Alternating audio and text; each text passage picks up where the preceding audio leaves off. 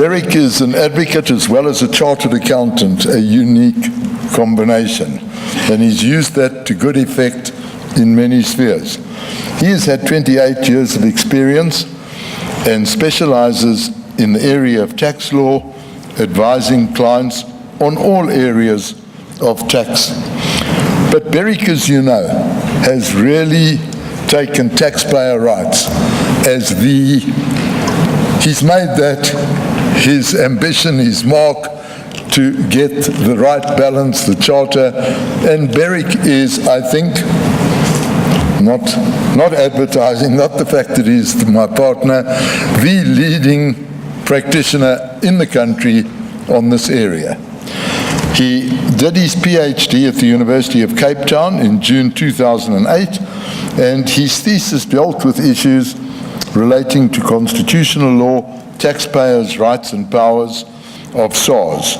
And the thesis won the doctoral category of the Denise Rates Tax Thesis Competition in 2009, and was also recognized by the South African Institute of Tax Practitioners as being the best contribution to South African tax jurisprudence in 2009. Beric's won numerous awards.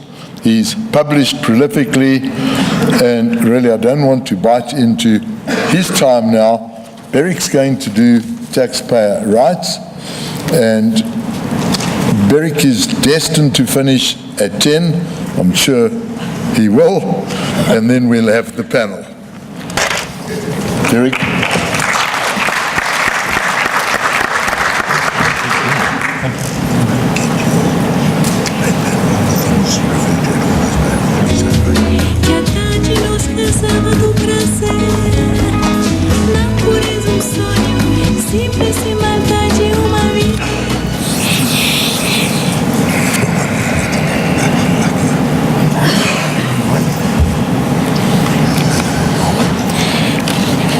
Good morning, ladies and gentlemen. Michael, thank you for that over-generous contribution. We'll sort that out later. I've been asked to talk about the impact of the Tax Admin Act on taxpayers' rights. As many of you know, taxpayers' rights, I think, has been a hobby of mine for many years when I first was doing my LLB. What I will be looking at is SARS duties and powers, and also the obligations and rights of taxpayers as well. If we look at SARS duties and powers, I think it's important to start there and to see where that flows from.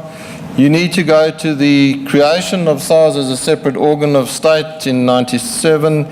You had the SARS Act creating this new animal and charging SARS with the responsibility of administering tax laws in South Africa. And now in the Tax Admin Act Section 3, the SARS is responsible for the administration of tax under the Tax Administration Act. Clearly, all laws in South Africa are subject to the Constitution, and SARS, like any other organ of state, must comply and adhere to the Bill of Rights as enshrined in the Constitution. Some years ago, SARS issued the Taxpayers Charter. Didn't create any new rights for taxpayers, but really was a restatement, a reminder of what rights taxpayers have in their dealings with taxpayers. That charter was then modified and expanded to include the levels of service that taxpayers can expect. I do question whether those levels are being met. I think there are some concerns there. That charter dealt with, for example, the duration of an audit, timeframes of getting a refund out, getting an assessment and things like that.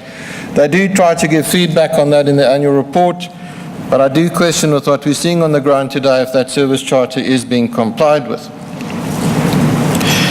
Clearly, the obligations of taxpayers are also important, because you cannot have rights without having obligations. And obligations that the taxpayer face in the tax system clearly are that they need to register for tax, submit tax returns as and when due, retain records in compliance with the law, and importantly, to pay tax as and when it falls due. And then you also have the right to object to an appeal if you disagree with an assessment or decision made by the Commissioner. Turning to the taxpayers' rights, those clearly flow from the Constitution itself, which is the primary legislation of South Africa now that we are a constitutional democracy. looking at the rights that are there and trying to put them in the tax context, the right to property to protect people from deprivation of property without fair compensation, etc.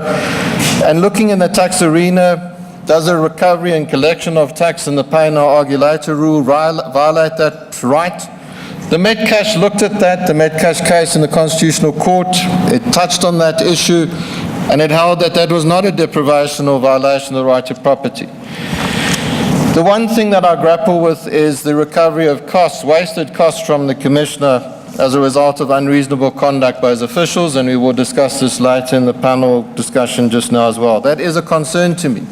Taxpayers and practitioners are losing money as a result sometimes of the inaction of SARS. How do you address that? The one thing that I think the Tax Admin Act has addressed is the next point, and that is where the Commissioner sought to hold directors of companies liable for PYE and VAT. Under the Tax Act and the VAT Act, that power was fairly extreme. There was no requirement of fraud or negligence. Purely as a matter of course, if you were the financial manager or director, you could be liable for PYE or VAT, even though the company might have gone into liquidation. That has been amended. There is now a requirement that there is an element of negligence and fraud, and it now applies across the board to all taxes. So I do think that that is now constitutionally sound, where I was of the view that previously it was a breach of the constitutional provisions. The one thing that comes up often is the question of amendments with retrospective effect. We don't have any prohibition in our Constitution. Some countries do. Is that not a violation of the right to property? Because we do unfortunately sometimes see amendments announced taking effect from the prior date.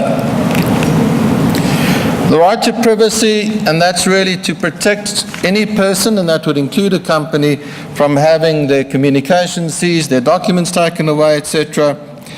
Now clearly SARS has a duty to enforce the Income Tax Act and the Tax Admin Act. They call for information from third parties. Is that a violation of the right to privacy? So on the one hand you've got the right, but then on the other side Revenue has a duty to enforce the law. It's unlikely that that would be held to be invalid under the Constitution. It would be a valid limitation of the right that taxpayers have. The other thing is the question of SARS conducting an audit on the taxpayer. Can that in any basis be seen as a breach of the right to privacy? If you look around the world, in all democracies, the Revenue Authority has that power to conduct audits. How else do they ensure compliance? So again, I do not believe that that can be said to be a violation of the right to privacy. Search and seizure operations, and now in the Tax Admin Act we have two parts there. The one is a warrant has to be obtained in certain cases for search and seizure. That's subject to judicial oversight and is what is found in normal democratic countries, particularly Canada and other countries as well. The question that comes in is the TAA allows for what's referred to as a warrantless search and seizure. An official may allow or direct a search and seizure operation to take place where he believes there's an imminent destruction of records likely to take place. And you have a tension here on the one side between the right of the taxpayer and the duty of Revenue to ensure enforcement of the law. During the workshops that I was privileged to be part of on the TAA, it was put to us by SARS that they're conducting an audit at the taxpayer's premises. They discover out-and-out fraud and evasion. They now cannot seize those documents and take them away. They then go away from those premises and they then seek a warrant from the court. Guess what? By the time they get back to those premises, those documents have been burnt, shredded, or thrown down the toilet. That's the problem. That's why they needed that power. Gilbert Marcus SC, in his opinions prepared for Revenue, which was made available to the Parliamentary Committee, reached the view that the warrantless search and seizure is valid under the Constitution and is necessary. It's not a general power. It's to be used in specific cases, not aimed at you and me, the normal compliant taxpayer, but to those crooks, unfortunately, that do exist in society. Another power that Revenue has is to conduct inquiries into taxpayers' affairs, the old 74C, which is now replicated in the TAA. Is that a violation of the right to privacy? That normally is used as a last resort to recover or retrieve information from a taxpayer, where the taxpayer has not been cooperative in making information available in the ordinary course. So to try and argue that that's a violation, I do not believe anyone would succeed. There are questions also about the secrecy provisions, which is now in Chapter 6, the confidentiality provisions. Can SARS disclose information about a taxpayer to any other party? The law is clear they cannot. Unfortunately, it happens, and there have been press reports on certain persons' affairs. Now, where's that coming from? I do not believe it's a taxpayer who's done that. I suspect it may have been a journalist talking to a revenue official and has got wind of information that's been published. That's an offence and should not take place. The exchange of information under double tax agreements, does that contravene the right to privacy? I had a case once where information was disclosed to the wrong country. Taxpayer in South Africa had dealings with Austria, but the revenue in this country made a disclosure to Germany. You don't want to know what trouble that caused. And that clearly shouldn't happen. But the general disclosure of information happens around the world in terms of international treaties and in most democratic countries. And then the last point is, can the Commissioner lawfully call for information that is subject to legal professional privilege? Even before the Constitution, revenue was not entitled to information protected by privilege. And that was from the old case of Hyman Marstorp versus the revenue. That's enshrined also under the right to privacy and the common law issue of privilege. Turning to procedural rights, taxpayers now under the Constitution and the Promotion of Access to Information Act can seek information about their own affairs from revenue.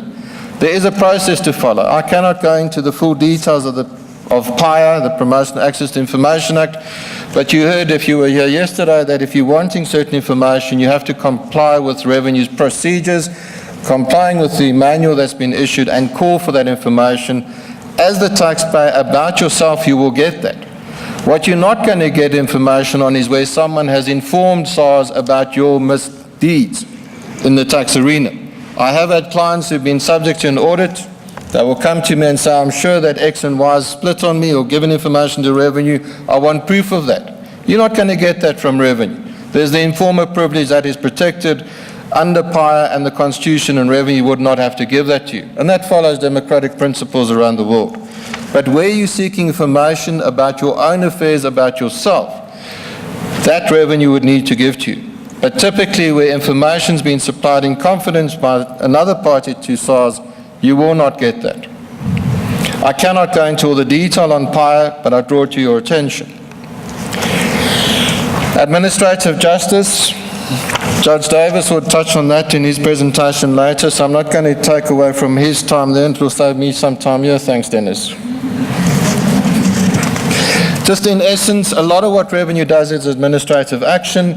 As a result of that, that is protected under the Constitution, Section 33, the right to just administrative action. And there are then processes under the Promotion of Admin Justice Act to ensure that revenue supplies reasons, and that you treat it fairly, procedurally fair. Unfortunately, that isn't always the case. But you have a right to reasons for decisions made by SARS. And there are processes where things do not happen as they should. And Justice Davis will deal with that later. Access to courts, an inherent right that taxpayers have is to approach a court for relief. The court is there to protect all of us. In some cases, you may get pushback from the High Court to say there is another special procedure in the tax court and you need to go to that forum. And you will not be allowed to request relief from the High Court. It depends on the nature of what you're dealing with. An example that we had recently, revenue took judgment against the taxpayer, and we were unhappy with that, obviously. We drew the papers, we filed them with the registrar of the court, they were served on revenue, and I can assure you within a matter of days that judgment was withdrawn.